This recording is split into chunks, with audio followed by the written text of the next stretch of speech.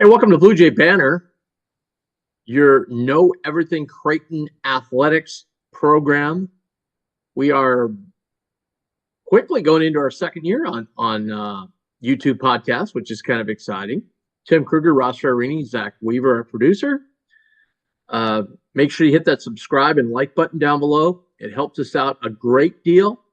Make sure you share this with all your friends. And as we continue to grow this, and we've had tremendous growth over the first year, and very excited about that, and continue to add some new things. And we're going to be very excited about the season coming up. We have a favorite guest of ours coming up here in a second, Kevin McNamara of KMAC Sports. You may well know him for the many years. He was the beat writer for the Providence Friars.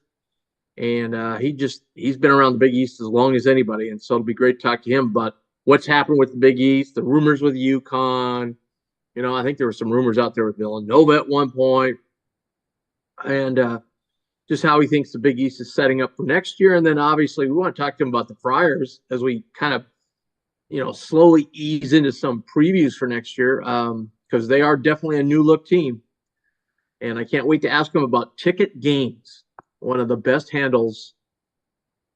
Are they going to call him Big Ticket, do you think? That's not. I think his first name is Devontae, isn't it? It's Ticket Games. I think he goes by Ticket. Oh, hey, it's still a cool name. On their roster says number 0 Ticket Games. Oh, all right. So hey. I'm just saying that's what he goes by. I'm checking their roster to see. I do not see any numbers higher than a 5 ending roster number. So they haven't dove into that yet. I just wonder how many schools are going to dive into the, number 59 or 66 or whatever. So it'll be interesting to see that. Anyway, we'll talk to Kevin about Friars.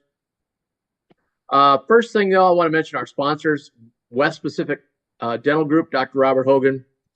Make sure anytime you have any dental needs to go there, they are terrific. He's my dentist, takes great care of me. Also, Equitable Bank, our title sponsor, Doug Nodgaard, president of Equitable Bank. They take banking personally. They answer the phone on the first ring. They are the Bank of Blue Jay Banner.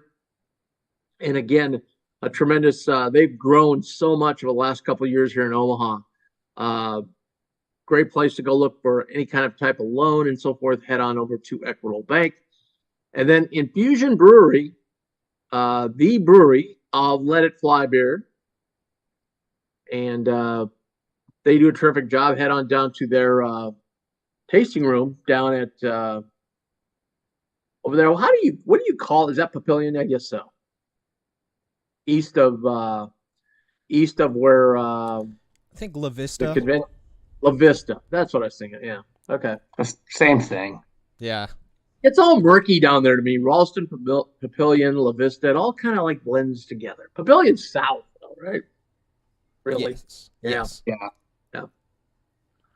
At any rate, terrific stuff. So check them out. You can find a wide selection of their beers at Crescent Moon as well. Okay, so first thing I want to talk about, though, is the Blue Jay Banner Golf Tournament, where Ross Ferrarini is going to get a hole-in-one. I just feel it. That'd be pretty incredible. Well, would you have a huge bar bill there? I know. It would be worth it, though, for your first one. Really? You've never had one? No. I will. Remember how close I came playing with you at Players Club last year? Yeah, that's right. But I didn't remember. Was that 2 summers ago? But no, that was last summer. Yeah, last summer. Yeah. Wow, really? So, okay. That might be the closest I've ever been, to be honest. Wow. Have you ever holed out from the fairway? No, I've chipped in before. Probably the furthest I've holed out from is probably like a 75-yard shot. Probably. The first time I almost got a hole-in-one was like back when I was way back in high school. I was playing my little 9-hole course by our hometown, and they had a 200-yard par 3, and I hit a 3-wood, and it was going to the pin, and you could see it like dip, and then circle to the left, like so it lipped out. Like, oh my God, seriously? Tough pills to swallow. At any rate, what a tournament we've got now. We still have some spots left, and I've been shouting this out on Twitter, and I just can't believe these aren't filled. Because listen to this. So our premier pin prize this year is a 4-night cruise, just as it was last year. So close to the pin on that hole is going to get a 4-night cruise. We also, on all the other 17 holes, we have a pin prize worth $100 or more on every hole. So, and everybody's going to have a chance to win. We have like longest drive for a woman, shortest drive used. You know, it's not just the ace golfers that have a chance to win these prizes. So that's tremendous. And then on our silent auction board this year, we have another 4-night cruise. We have a 7-night resort stay at many resorts around the world, and a 6-night stay at a private home on the Big Island of Hawaii.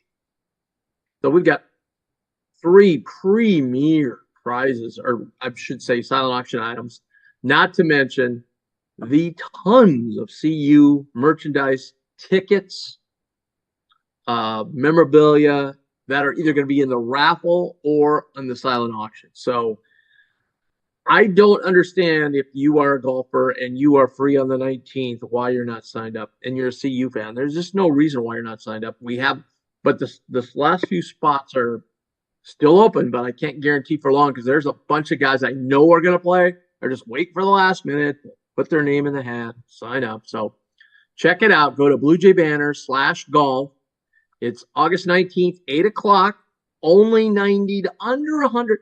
Find a quality golf tournament like this with these prizes for under $100. You can't do it. Ours is only $90. Plus a delicious meal afterwards. We're having it at Dodge Riverside this year. Tremendous clubhouse. Oh, you're going to love the setup inside, Ross. I was over there a couple weeks ago. We checked it all out. And I was on a green on a par 3. I think I told this a couple weeks ago. Not a ball mark on the green for a public golf course. Blew me away. So, course that is certainly a positive. Course is in magnificent condition. So, August 19th, 8 a.m. It's not going to be like at 10 or noon. You get this. You're done by 1 o'clock. Boom. Got the whole rest of the day ahead of you. Plus, for you guys who are like worried, oh, I don't know if my wife will let me go on. My wife always comes up with these fashion purses that we either put in the raffle or in the silent auction.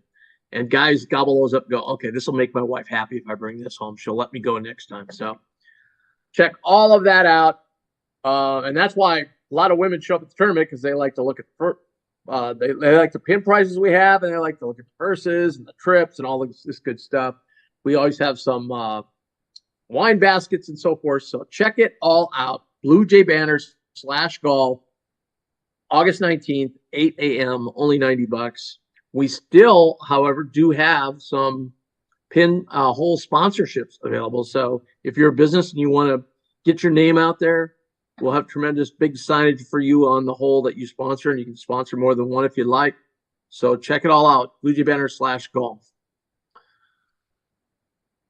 I will talk a little bit later about a little bit of recruiting stuff going on. And right now the team's getting ready to go to the Bahamas. They've been practicing. I think they've got maybe 1 or 2 more, and then they're off on the 3rd. I believe they head out. Sounds fun. I'm jealous. Yeah. I saw the Instagram. I saw the Instagram post that they had about kind of counting down to Bahamas, and Frederick King looks like a very chiseled specimen. Yeah.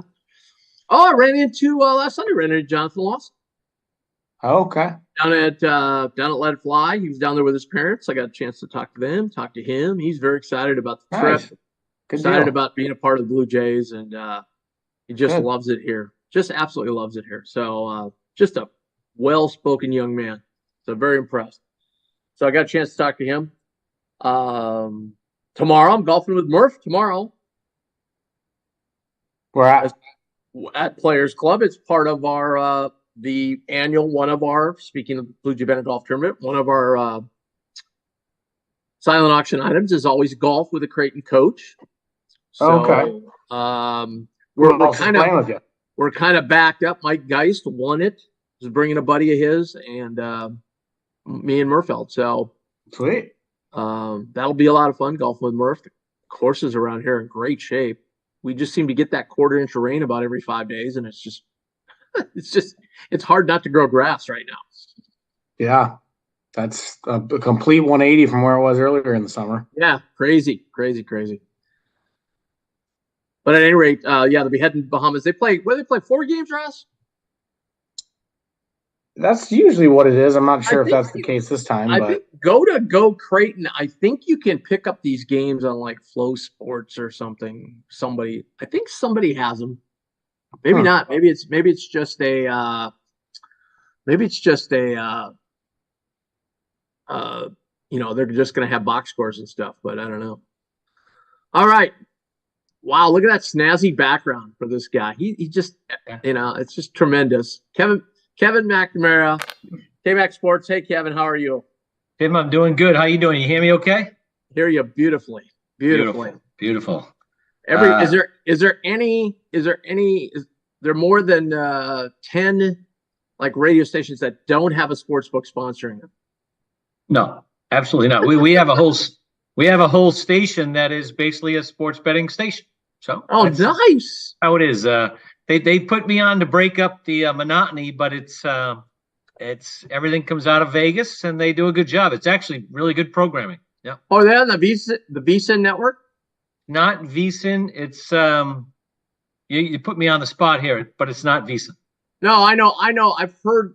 A lot of times if you're out traveling at night and you're kind of finding something, I've run across that network before. It's excellent. It's excellent. Yeah, it really is. They don't really talk about point spreads as much. They talk. Hey, it's perfect right now for Major League trade deadline. They break down every team. They got it all. They got it all figured out. Yeah. Well, Kevin, thanks for joining us. So we haven't talked to you in quite a while. I was just thinking about a couple of weeks ago. I was like, it's just simply amazing when this whole new Big East started. Who would have thought in a span of 4 or 5 years we'd have 3 national champions? It certainly is bizarre, and that's the mark of a not a good but a great conference. It's not just Villanova. It's sprinkled around a little bit, and certainly UConn and their impact right out of the chute has been unbelievable. And I give so much credit to Dan Hurley and the impact that he's made. I actually was at a conversation today with our friend Mike DeCourcy from Sporting News, and we can talk about it right off the top here. It's a huge potential story, but if UConn were to ever leave, it's a major loss. I wish UConn well.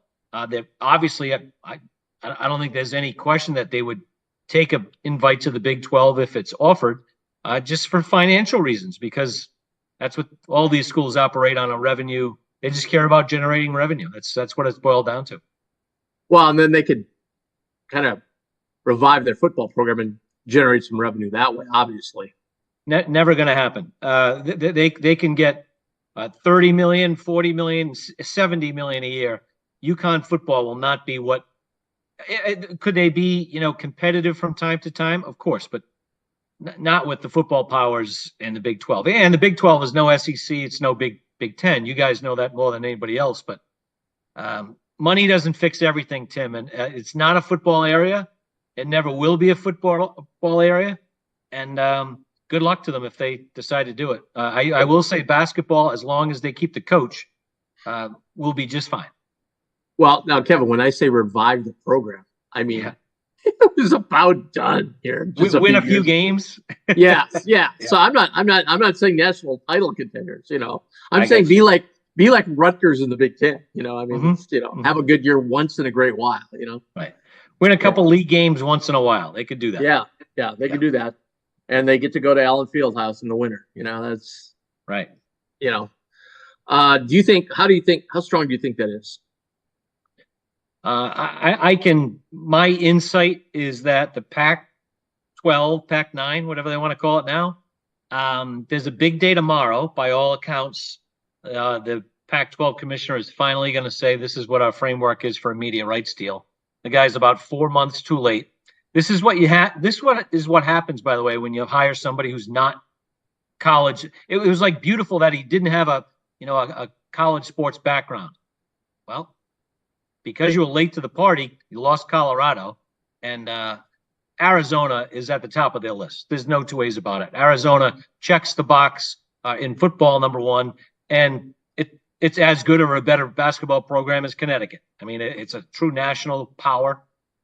They recruit nationally. They move the needle on TV, and they get the Big 12 into the Southwest. If they only want one more, there's no question that Arizona's at the top of the list. Sure. I know Utah thinks that they should be considered to go somewhere. It's all gotten so insane. It almost feels like when I was a kid and you'd play the NCAA football video game on Xbox, and they finally implemented the feature where you can, have these different teams change conferences, and you would just do these egregious moves of all these teams that, Clemson going to the Pac-12 and whatnot. It feels like we've gotten to that point, and it's legitimately sad that these media rights deals for football are driving all of these crazy conference moves. To me, that's my 2 cents on it. I think most people would, I don't know, most people I talk to tend to agree with that take, that it's just, the air is kind of let out of the balloon of all the fun of these, conferences anymore. No, Ross, you hit it out of the park. There's no two ways about it. And it's been this way for now 30 years. And the evil guys, okay, this is from a fan point of view, the evil guys, and they get off scot-free, are the conference commissioners. Commissioners, they think their only goal in life is to drive revenue. No, it's not. It's one of but it is the only goal in their job, is to drive revenue. It's disgusting. It has nothing to do with education. It has nothing to do with student athlete welfare, all the other baloney that they talk about. And how many people, who was that clown who was the head of the Big Ten for a while? He was there for about 2 minutes. He brought in USC and UCLA. Everyone kissed his feet. And then he ran out to go run the Chicago Bears? Kevin Warren. I mean, he did everlasting damage to West Coast athletics, is really what he did. Everlasting damage to West Coast athletics. For what? To drive some more revenue for the Big Ten? I think it's disgusting. I really do. Again, you took a guy who was president of the Minnesota Vikings and put him into his commissioner role. There's another example. I mean, had no business. No. And now I saw, I think it was a story in the Athletic today. They were talking about what the Big Ten would do for the quote Olympic sports, in other words, the non-revenue sports, and their travel. It's embarrassing. It's embarrassing. Basically, multiple schools will travel out together. There will not be, obviously charter flights and whatnot. It's ridiculous. It's ridiculous. Well, a buddy of mine at my golf club is a big UCLA fan, and I mentioned to him. I said, what are they going to do? They're going to go on a road trip. Let's say they're a top 5 team, which they well could be, and they go on a road trip out to Rutgers and Maryland. And we've seen the effect of teams that play in Maui, even the West Coast teams, come back and they just struggle mightily after that tournament because of the time zone change and everything that goes on. I mean, speaking of a betting perspective, I mean, you wouldn't want to lay a lot of money on them when they come back home in their first game. I mean, it's just the kids are just going to be drained. Or the second game of the road trip, load up on the home team. Yeah. Back to UConn a second. I know Providence fan base and Creighton's as well would not be all upset to see the UConn fans go. But do you think, I mean, I always thought, even when we brought UConn in and we had to bring them in, I get all that, but I thought a 10-team league was so perfect for basketball. I'm with you. And 11 is pretty good too. There's so many regular season games now that if you play 20 league games versus 18, I'm there. That's fine. 11 definitely works. You're still playing double round robin. Statistically, had this discussion with Mike DeCourcy today as well. The Big 12 and the Big East statistically are rated very highly on a year-by-year basis in the net and whatnot, because there's not 14 teams, because there's not 16 teams. If you have 16 teams, guess what? 6 are going to stink. 10 can be great. And you can say, oh, the Big Ten is blah, blah, blah. Well, yeah, I agree. Your top 9 teams, your top 10 teams are very good, but then you get the back of the bus, and there's no in the back of the bus in the Big East is 2 teams. So it's a statistical positive to stay at 10 or 11. And the good news is I can't imagine the Big East would think about anything other. Could they replace UConn? That's probably your next question. Well, of course they could, but there's no obvious school. And, Syracuse isn't going to drop football, and Boston College isn't going to drop football, all that kind of stuff. The only one that makes sense is Gonzaga, and that makes no sense for the reasons we just talked about. Dayton would be next on the list. Well, again, Fox Sports, we both know that Fox Sports really pushed the UConn angle. Fox Sports, they don't know where Dayton is. They're not going to push that angle. Yeah. Right. You mentioned back of the bus. Let's swing to that.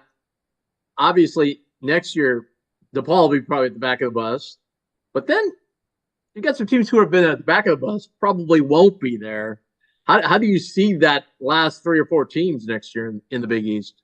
Yeah, I'd have to think about it. I would say Georgetown. It's going to take Ed Cooley certainly a year, and I know that he's been very active on the recruiting trail and brought in some good transfers for sure. And obviously, I respect him as a coach more than anybody.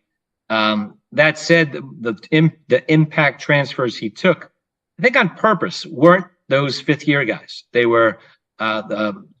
You got to help me with some of the names, but a good transfer guard from Illinois. He's a good player. And they took a transfer from Carolina, who's only a sophomore. He didn't play much at Carolina. Dontrez Styles, he's talented. The good building block guys continued to recruit, some freshmen as well. I can't imagine Georgetown's going to be able to make much of a jump. Butler is interesting. I can't say I know an awful lot about Butler's additions. But boy, they needed an awful lot of help, talent-wise. So I can't imagine that they would be in position to make a big jump either. And then I don't know. Was St. John's in the back of the bus last year? I would say no. They were more, lower middle of the pack. Yeah, and needless to say, that they have a chance to be in the top 5. Yeah. Jaden Epps was the name you were looking for at Illinois. That's right, Jaden Epps, good player, and will And they got the Masood. They got the Masood kid. The Masood kid from Kansas State is coming as well. They should be improved. I mean, there's really nowhere to go up, but nowhere to go but up for Georgetown. That's for sure. That's for sure. No, they will be better. And again, maybe that's, if by chance, there's only one, bad team. And DePaul, I do think that Tony Stubblefield is a good coach. I think so too. Nick Ungenda. How about him? When he left, I was like, where's he going? I think he has a chance I think he signed a 2-way deal with somebody. So he made the right call, which is interesting. Yep. Yeah, they've had, for as bad as it's been, Strus had a big role. Oh. I mean, yeah. They've had some players. They have had some players. Yeah. And, they always do. If you look at, their NBA products over the course of the last 20 years, there's quite a few guys. Yeah. Now that the dust has settled and we can look at it, all the wild rumors and everything have died down. I mean, still to a lot of us, it's just still a little bit of a head scratcher. Ed leaving Providence. Have the Providence fans kind of mellowed out at all? It's summertime. We have beautiful beaches. We eat, a lot of seafood. This is why people live here. So it's all good. But as soon as it starts to get a little cold and the ball starts to bounce again, no, not at all. Ed still has, obviously deep roots here. By all accounts, he hasn't been back, and we'll see. All I know is when Georgetown comes in this year, and maybe, hopefully, this year won't be pretty. I can guarantee you that. I hope it mellows with time, because obviously he did a great job at Providence, and if he stayed at Providence, I told him this. I said, Ed, if you stayed at Providence, they would have built you a statue. Now they're gonna throw things at you, and that's the Do truth. you think, Kevin? Do you think that game, his return, is the most? And maybe I'm saying this because it's so fresh for everybody, but do you think that's the most anticipated home game in Providence history?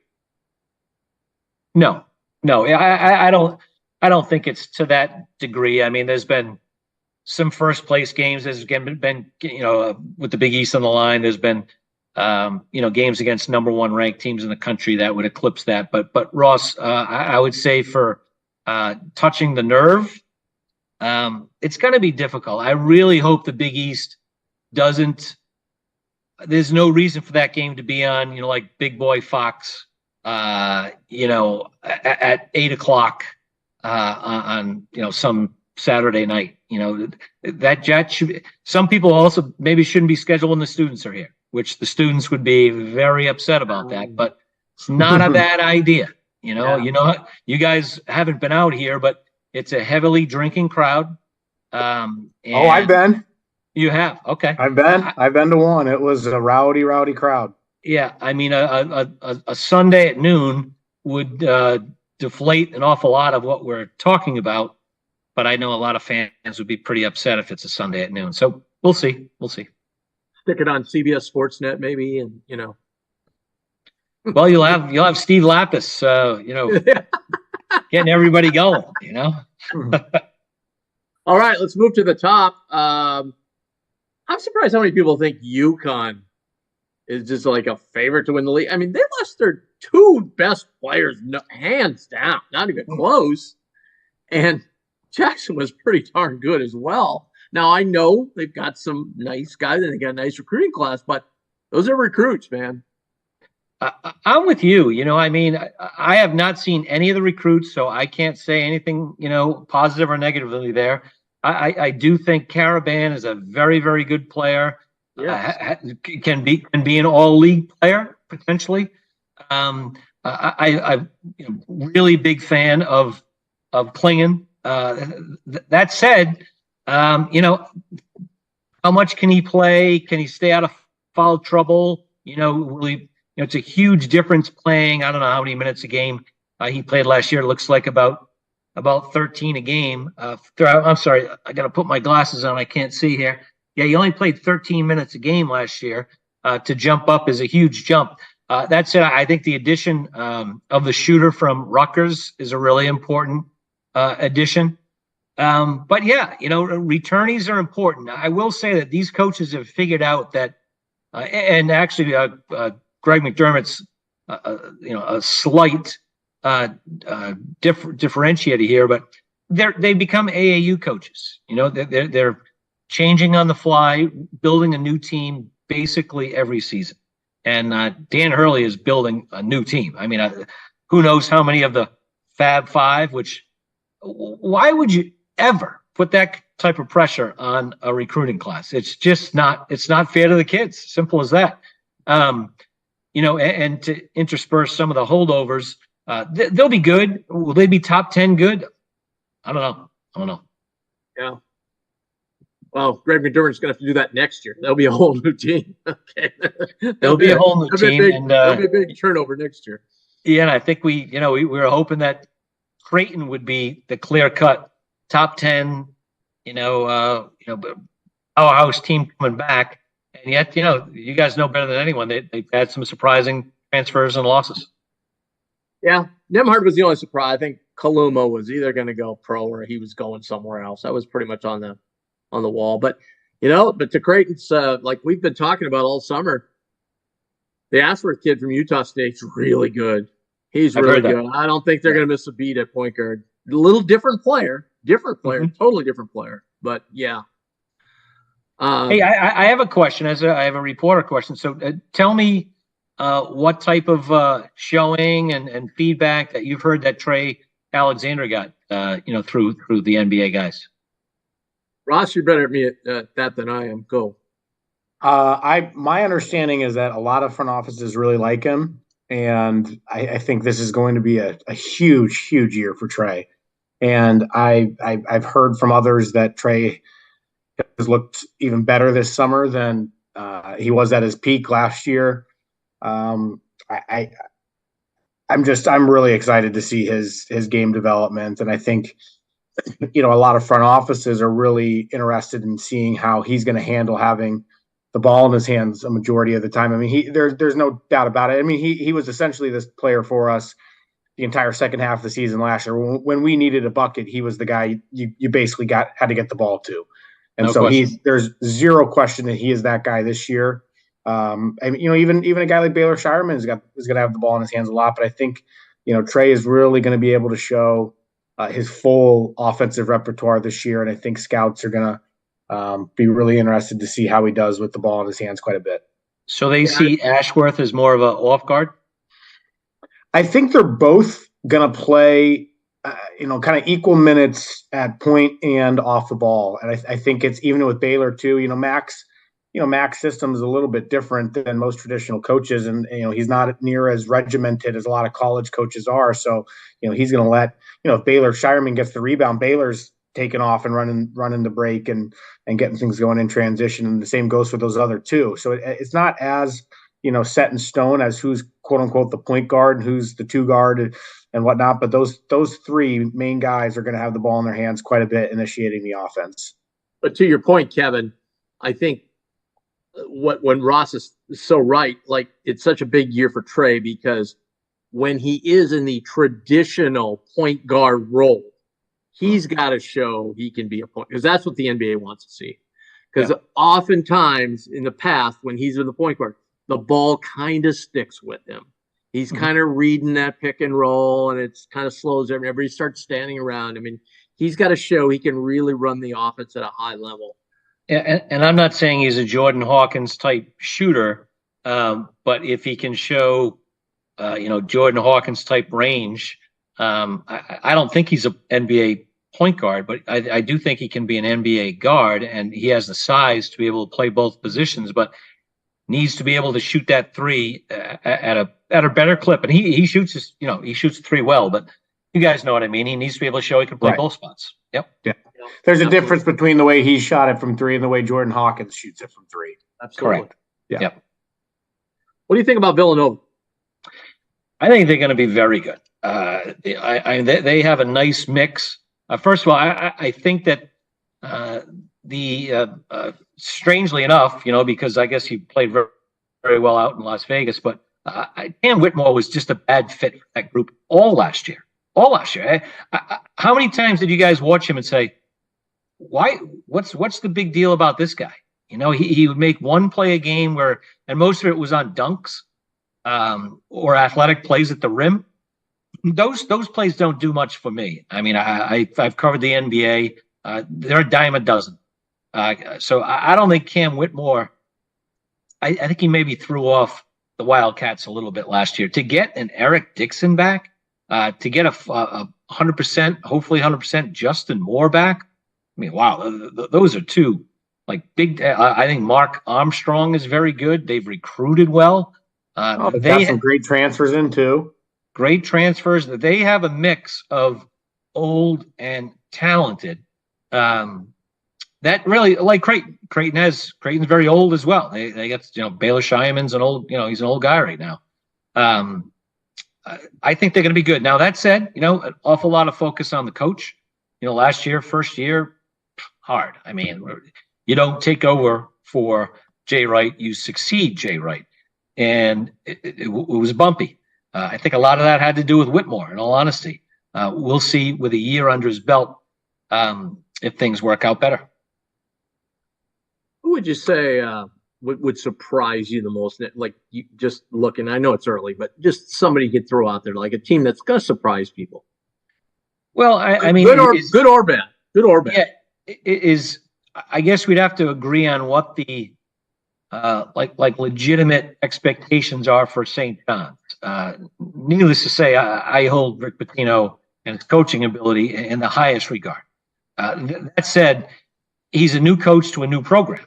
I know that Joel Soriano is back, but Rick didn't coach him last year, so he knows nobody. He's recruited some old guys. He's recruited some really good freshmen, a slew of transfers. I will say that the Dingle kid from Penn is outstanding. I saw him at in the Ivy League. excuse me, coming into Brown for the last couple of years. Very good. I mean, they are talented. So could they win the league? No, I don't think they can win the league, but they could finish in the top 2 or 3. Is that a surprise? I don't know. You tell me. Is how highly rated preseason is St. John's going to be? But they shouldn't be ahead of Providence. Put it that way, just because of who Providence has back, and yet because of the buzz around Patino, a lot of people will pick St. John's ahead of Providence. Sure. I want to talk about Providence now, but I got to start out with, I don't care how good the guy is, but when you got a name like Ticket, man, you're an instant star. I saw the Ticket the other day. I saw the Ticket. He's very skinny. He's a good defender because he has those long arms and whatnot, and he can shoot the 3. And as Kim English keeps saying, because I'm like, well, what does the Ticket do? He's watched the Kansas game. I guess he played well against Kansas last year for George Mason. Shoot, I've seen Providence a couple times. Yeah. I mean, what do you go ahead, Ross? Go ahead, Tim. I was just gonna ask, now that the roster's set here and he's had a chance to make an impression on, the boosters and the fan base and whatnot, what are the fan base's thoughts overall now on the Kim English era and prospects for him and the team going forward? Oh no, I think there's a great buzz. But sorry, I changed my background. Is that okay? All good with us. Everything's positive. I mean, the way Cooley left a lot of fans burnt and hurt, and instantly as soon as this guy came in, he has a lot of Cooley's energy and enthusiasm without the Ed Cooley refrains, the lines that you might hear over and over and whatnot. He's young. He comes across as he could play tomorrow for an NBA team. He's like 34 years old. He's in great physical condition. He looks like an NBA guard right now. And the way he recruited and kept basically all the key pieces that you'd want to keep, I think that really got Providence fans excited. He took some of the very best players from George Mason, which is difficult to do for George Mason fans. I'm sure they're not happy, but that's kind of the way of the world. Didn't really add anyone from outside those 2 spots, with the exception you get a big transfer, a big boy from Mississippi State. I'm going to remember his name, Will McNair, like 6'11", 70. He's a real legitimate big size guy. So I like their talent. I mean, Bryce Hopkins was first team All-League. Kevin Carter, I think, is the best wing defender maybe in the country, certainly in the Big East. Corey Floyd was rising last year. Should have played more. I think my one critique of the Friars last year is they played Jared Bynum too much. Aiden Pierre is ready to play at point guard right away, and they get a top 50 recruit in Garway Dual, he's a different dude. He's a different level guy. I'm not quite sure how he'll impact the team besides being just a great defender right out of the chute. Can shoot a little bit. He looks and plays like Chris Dunn. They have talent. Well, Kevin, thanks so much for joining us. Really appreciate it, as always. Yeah, anytime. I know it's early, so we'll have to do this again in the fall, correct? Yeah, we're only, but hey, we're only 3 months away from tip-off, so. Wow. Don't say that. I'm still in summer mode. Me too. Yeah. All right, Kev, thanks. Have a great summer. Thanks, guys. Take care. Kevin McNamara. As always, terrific here on Blue Jay Banter. Kevin Mack Sports, check him out. He's got some great stuff over there. I guess if you're a Pats fan, he covers a lot with the Pats too. So there you go. Close to football. It is. Training camps are all open. Aaron Rodgers is fighting with Sean Payton. What can be? You know what though? I actually like. I'm not like a big Aaron Rodgers guy. I mean, he's fine. Some people seem to love or hate him. I don't have a huge opinion either way, but I actually liked what he said though. about kind of I've clapping. never back been a at huge something. Sean Payton guy. I mean, that was an ignorant thing to say, even if it was Yeah, true. it's almost like he must have some sort of maybe history with Hackett. Like, otherwise, why would you say that? I don't know. Seems odd to me. He's an offensive guy, an offensive coordinator guy, and those guys kind of like get egos, and you know what I mean? Like, yep. There must be some. Yeah, I agree with you. There must be something there. So tomorrow, Jackson McAndrew, he's highly, highly thought of out of Wayzata, Minnesota. They won the state title last year. He's been tearing it up in AAU ball. Played really well at Peach Jam this summer. Creighton coaches were out there watching him. He was here last year for what do we call it? Do we call it Blue Jay Madness? Is that what we call it? Yeah, I think that's maybe. what we I call can't it. remember. Yeah. Anyway, he was here for that. We had a chance to interview and talk to him, and extremely confident kid. And as I said to one coach, I said, yeah, well, the one thing I walked away from talking with him last year, and this is just a couple of weeks ago, I walked away talking last year was, my goodness, that kid is really confident. And the coach said to me, well, if you could shoot it like he can, you'd be confident too. I mean, the guy is an absolute lights out shooter. So right away, he fits Creighton's mold.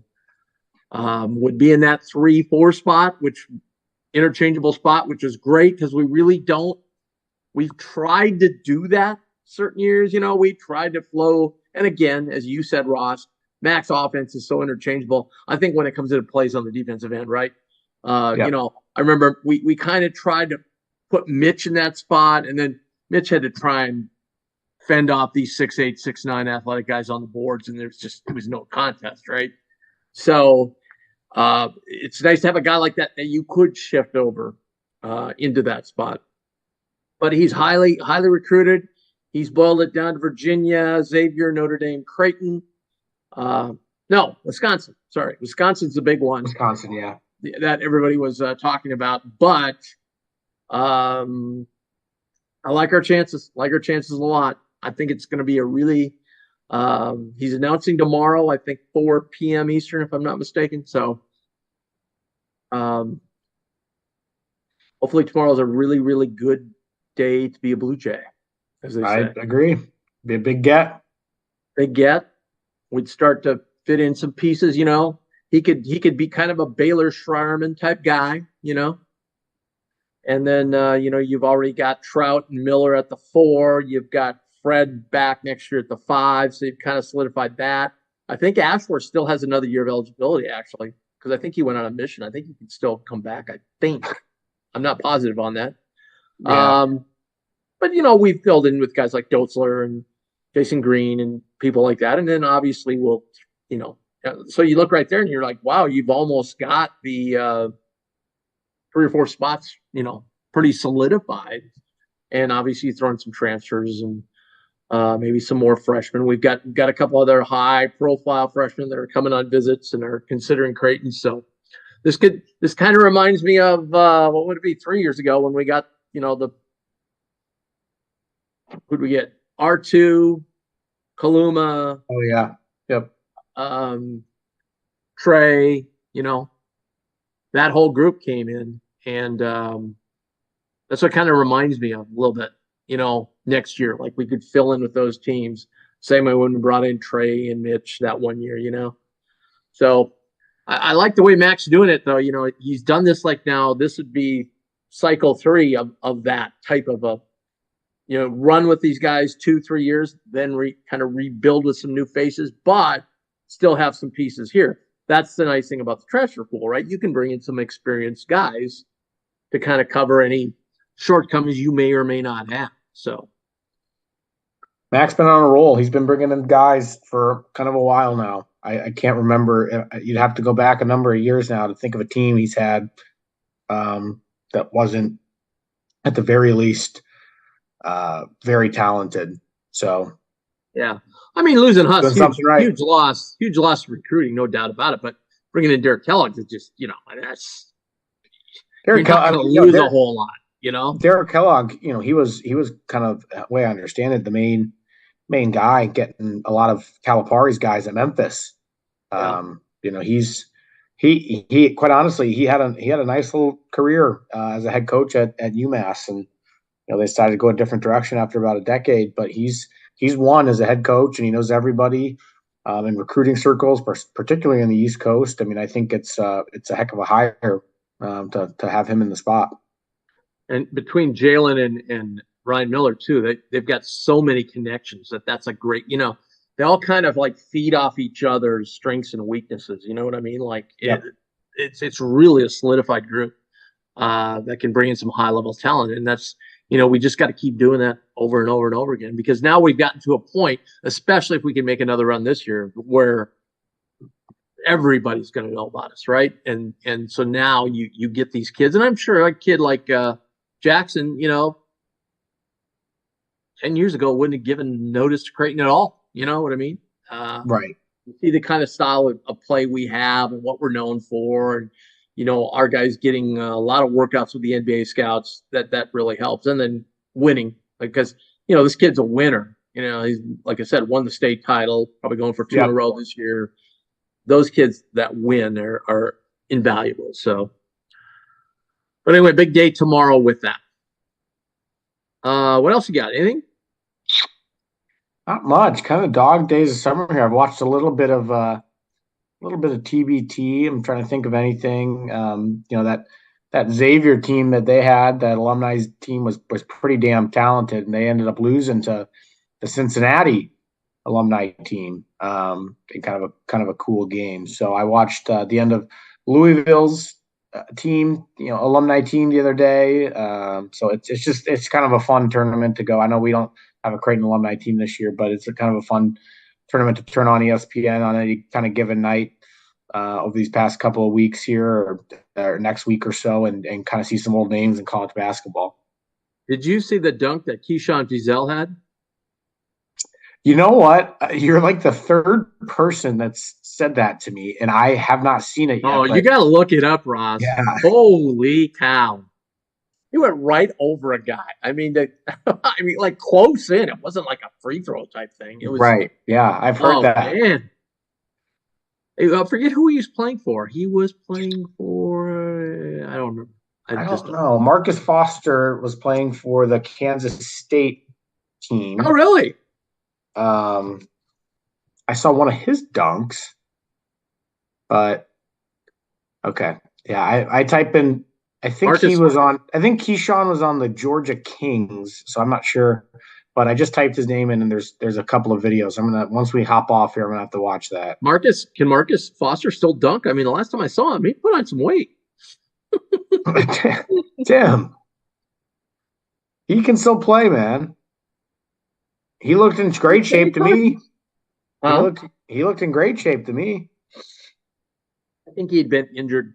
He came back or something. I saw him. He just looked slow. He was, probably out of shape, probably what it was. Yeah. I forget what it was. I forget the circumstance when I saw him, but all right. So anyway, that's all I got.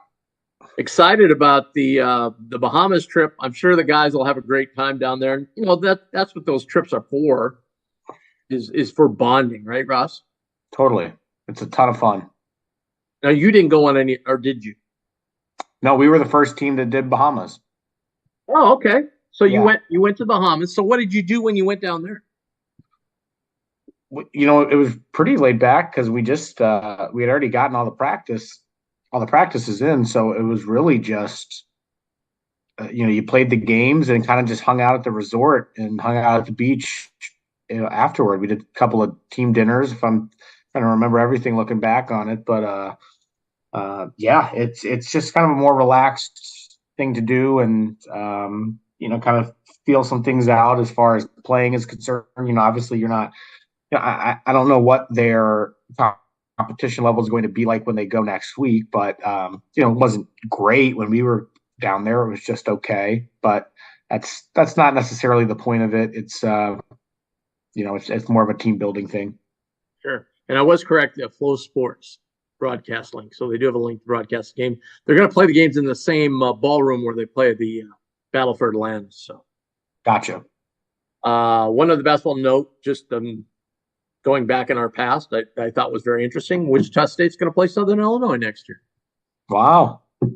Uh-huh. That'll be exciting. Yeah, that will be exciting. They did announce the matchups, which were no surprise in the Kansas City tournament. They want Creighton in the finals, so they're playing Loyola, and then Boston College and Colorado State are playing each other. So I think the first game is like at 3 on Wednesday. Okay. If we win, we play the same time on Thursday. So, all right, guys. We will be back hopefully next week. We may have some big recruiting news to talk to you about. Hopefully.